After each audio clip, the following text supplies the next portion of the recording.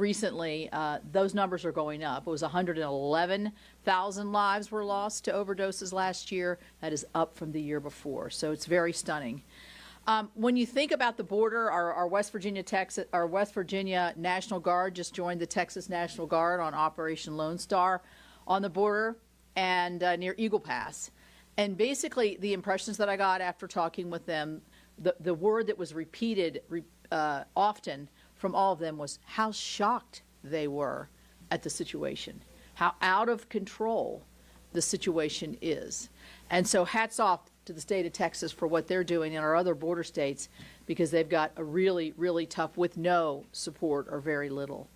But I think as you look at the numbers that are coming over, I think we need to look even further as to what's happening, as Senator Hagerty said, what's happening in the interior once they get here. It is catch and release.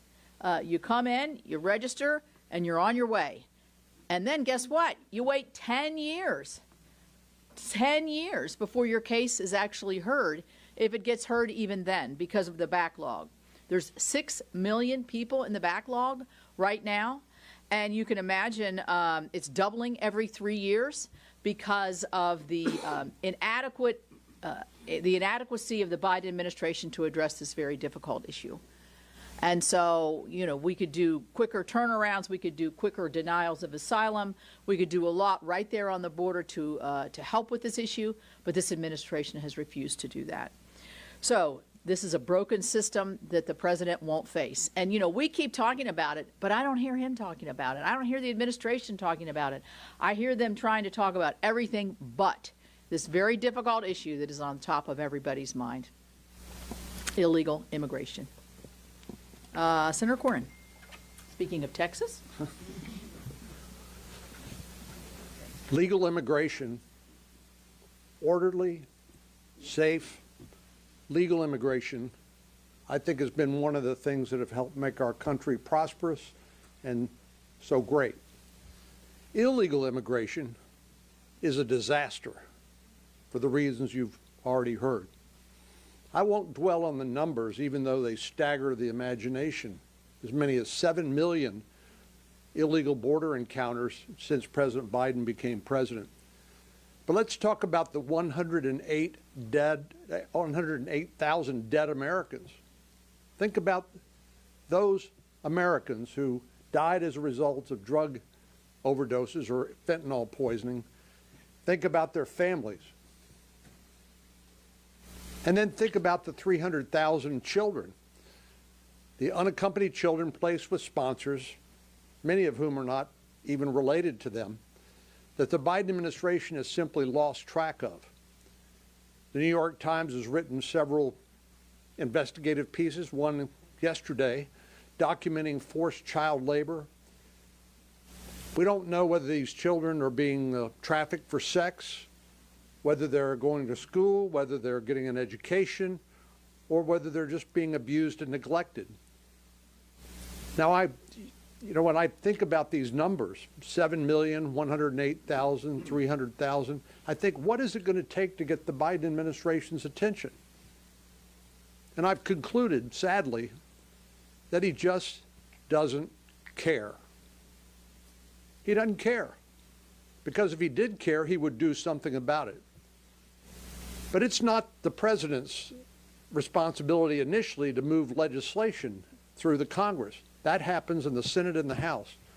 Have you seen the chairman of the Senate Judiciary Committee mark up a border security or immigration bill?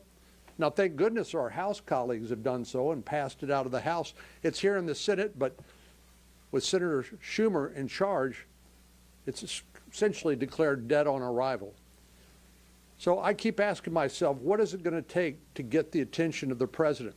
What's it going to take to get the attention of Senate Democrats and House Democrats to work with us to try to come up with a solution? Safe, orderly, and legal immigration is the way we should go, not the disaster we're currently experiencing and seeing now on a daily basis.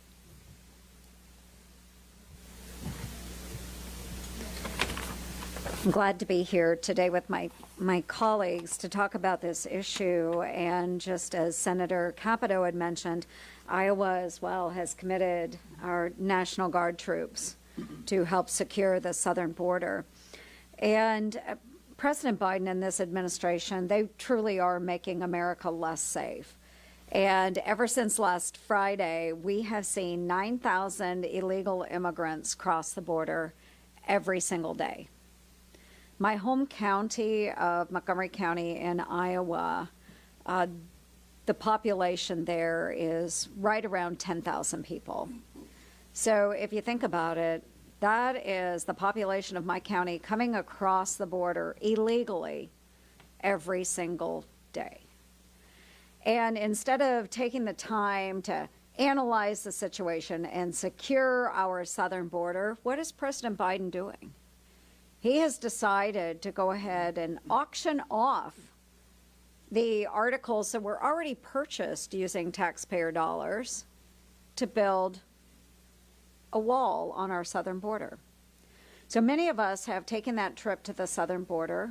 We've all loaded up in Blackhawks. We have flown over the border, and we have seen those materials laying there unused in the desert. We should be taking those materials and securing the southern border. Instead, President Biden has decided, let's make a couple bucks out of all this. And unfortunately, we're not securing the border. So what we have seen is that hundreds of folks that are on the terrorist watch list have come across our southern border, again, making us less safe. And to the fentanyl issue, I'll close on this as well. The Chinese government is working with the drug cartels in Mexico, and they are flooding our communities with fentanyl. And at one of my last 99 county tours in the great state of Iowa, a sheriff waited after the town hall, and he approached me and wanted to have a one-on-one conversation. And he pointed out to me in this rural community that fentanyl is coming into their towns. And it scared the holy bejesus out of him, folks, because it knows no boundaries. And we have got to do something to stop this. So let's get our act together. President Biden, we're calling on you to secure the southern border. I want to thank Senator Hagerty for getting us together and for his leadership on this. Look, in order to be a strong nation, we have to have strong borders, and right now we don't have that. Our border is broken, but you wouldn't know that if you had spoken to someone from Joe Biden's White House. And here's what they recently said, and I quote them. The president has done more to secure the border and to deal with this issue of immigration than anybody else, end quote. Unbelievable. So not only is Joe Biden derelict in his duty to defend our country, his White House, folks, it's just not in touch with reality.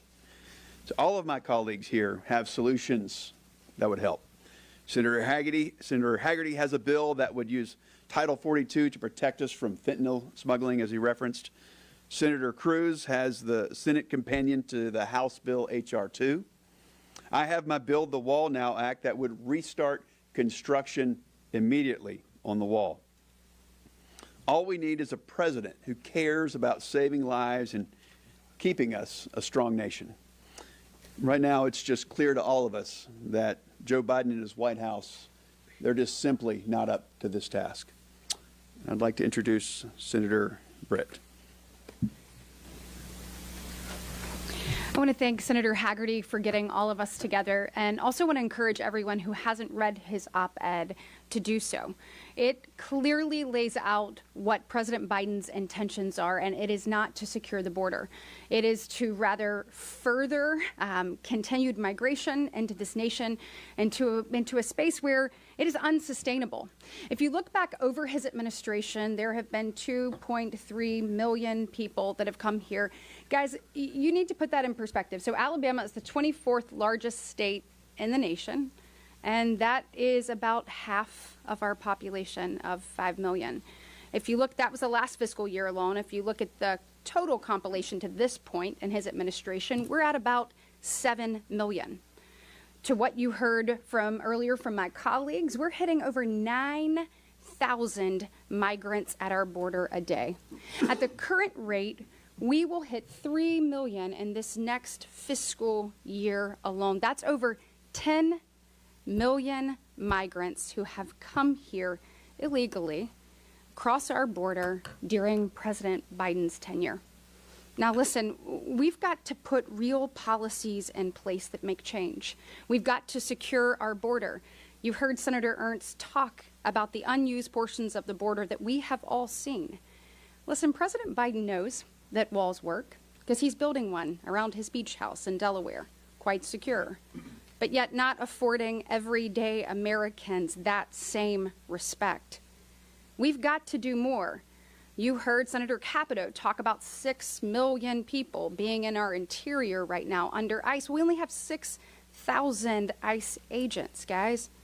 That's where we need to be investing our money, not in NGOs, where we create a shinier object for the drug cartels to use to lure people here. What's happening is we've created an environment where human traffickers, drug cartels, and terrorists rule the day. Over 844 people died at the border last year, and you all read the story about an 8-year-old drowning. As a mom, that is completely and totally gut-wrenching and unacceptable. I have talked to women who have not just told me that they were raped, but they've told me how many times a day they were raped at the hands of the drug cartels. You look at the drug cartels and what they've done with fentanyl in every community around this great nation. Last year alone in Alabama, we had to use Narcan 15 times the first 2 months of our school year because of overdoses on campus. There is a mom, a dad, a brother, a sister, a cousin that is sitting around a dining room table tonight that is missing somebody because President Biden will not do his job. And then you look at terrorists. The numbers here don't lie, guys. Look at the last administration. The last administration and that total time span of those 4 years, do you know how many people we found on the wanted terrorist watch list at the border? 8. Do you know how many people on the terrorist watch list that we have caught at the border in the last fiscal year alone? And we're not finished yet. 244. Because of President Biden's disastrous withdrawal from Afghanistan, he has created a hotbed of terrorism, and now the American people are paying the price. We must do something, and I commend my colleagues for standing here once again, and we just hope our other colleagues on the other side of the aisle will wake up, join forces, and do something for the American people. Our children are counting on it. Senator Johnson. Well, first of all, thank you, Senator Britt, for your passion on this issue. Thank all my colleagues here for being here. What is, in terms of number of press conferences we've held on the border since the Biden administration blew it up? We keep trying to alert the American public. Unfortunately, most of the mainstream media are just continuing to ignore the crisis. I appreciate my colleagues putting my chart that I started developing as Chairman of Homeland Security, back there in 2014 when Obama declared a humanitarian crisis, when as many as 2,000 people were crossing the border a day. This administration won't even bring itself to call this a problem. They call it a challenge, and their solution is just getting far more efficient at encountering, don't even call it apprehensions anymore, in encountering, processing, and dispersing well over 5.5 million people, which is a population greater than, more than half the states have a population less than that 5.5 million people. That's the magnitude of the problem. But you can see it's just graphic in terms of how this crisis has exploded under Joe Biden, and it's also obvious that under President Trump, without real help from Democrats in Congress here, it pretty well solved the problem. We pretty well eliminated the illegal immigration of unaccompanied children and family units exploiting our asylum laws, which means we dramatically decrease the human depredations of the illegal flow. Today, and my last trip in the border, I've gotten to know the sheriffs down there, and And they always show us the pictures of the dead, desiccated, bloated, animal-chewed bodies in the desert of the illegal flow. There are hundreds every year. Today I got a photo, and we're just going to put up half of the photo. I'm not showing you the worst part of this photo, the upper half. It was literally the most horrific one I've seen today. Any reporters are interested, I'll show it to you. But we're not reporting on, we're not recognizing the human toll, the inhumanity of the Biden administration policies. This was a human being that we might have let in, welcomed in under a legal immigration system, but Biden's open border policy has pushed back the possibility of us standing up a functioning legal immigration system. So again, what I'm asking members of the press to do is please fully report on this crisis, fully report on the human trafficking. How do you think young women pay off their $7,000 to $15,000 human trafficking fee? The Sound of Freedom movie shows you what happens with child sex trafficking, other sex trafficking, and of course then the deadly drugs crossing this open border. So please, I'm just appealing to the mainstream media, pay attention to this. Show the American people the disaster that President Biden has caused at the border, the inhumanity of his policies. And I think next is Senator Hoeven.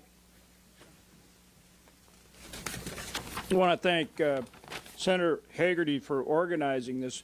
Look, we've been calling attention to this issue, and we need to keep calling attention to this issue. All of these senators have been down to the border multiple times. In my case, on our side of the border, I've been down to McAllen, Del Rio, Eagle Pass, Rio Grande, El Paso, Brownsville. And on the other side of the border, I've been to Mexico, Ecuador, Colombia, and Guatemala, all in an effort to call attention to what's going on. And the numbers speak for themselves. In 2021, illegal crossings at the southern border, 1.7 million. In 2022, 2.4 million illegal crossings.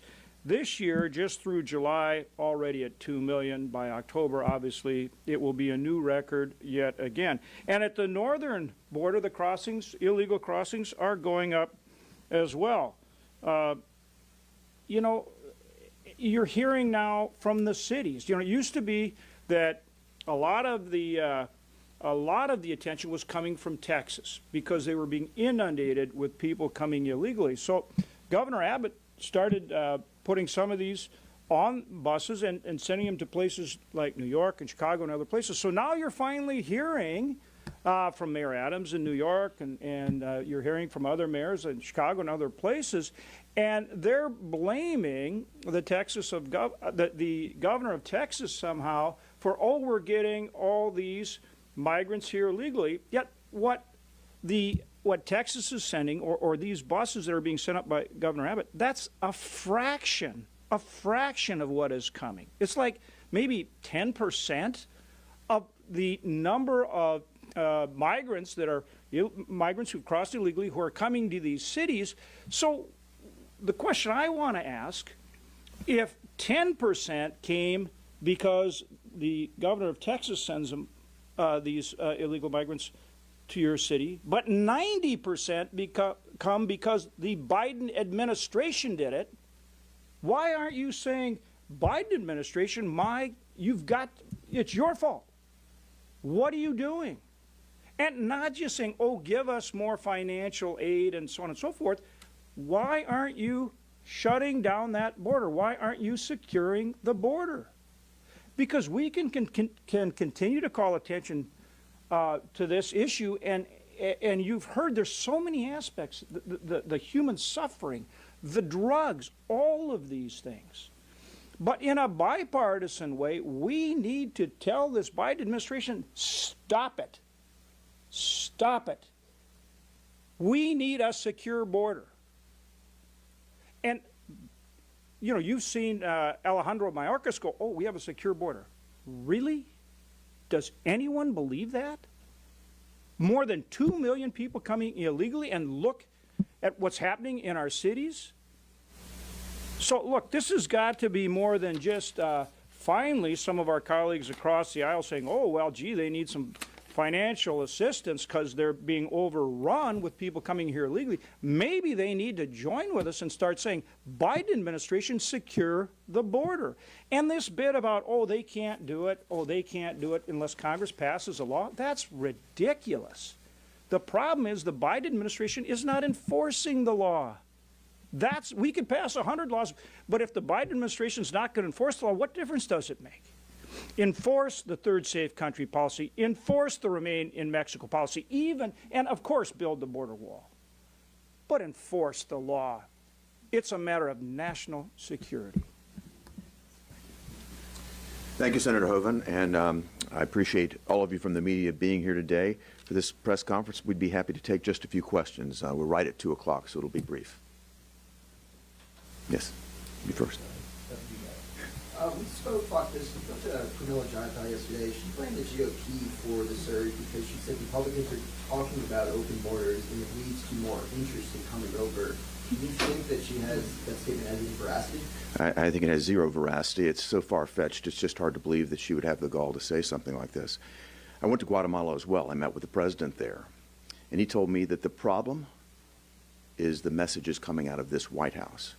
Coyotes are taking those messages, they're using those messages to market to the most vulnerable people in his country, destroying nuclear families, taking their life savings, and putting their children, usually, on a very dangerous journey through other countries. And he also reminded me of this. The president of Guatemala said that we have created a national security crisis on his southern border. He has no idea now who's marching through his country to get to ours. And he laid all of the blame at the foot of the Biden White House where it properly belongs. Slightly off topic question for Senator Ernst for your leadership. A few minutes ago, Senator Schumer went to the floor and filed cloture on three nominees subject to Senator Bubbles Holt's ground, the Joint Chief of Staff, both the Chief of Staff of the Army, and the comments from the Marine Corps. He says he's going to try to hold an accelerated vote later today, which is Senate on Friday or Saturday to vote on those nominees. If there's an objection, what are your thoughts on that? My thought on that is, why did Senator Schumer not do this months ago? And I wish more people would report on that. Senator Schumer is showing exactly what he could have been doing with our military nominations months and months ago, and yet refused to do that. So for all of you that are out there that are laying the blame at Tommy Tuberville's feet, you need to know that Senator Schumer has had this opportunity for months now. He is the one that has been holding hostage the military men and women that serve this country. So why the heck didn't he do it sooner? I hope everybody asks that. Because while everybody is grousing about the senator from Alabama, Chuck Schumer knew full well he could have done this months and months ago. If we had been lining those nominees up, we wouldn't have these vacancies today. Thank you.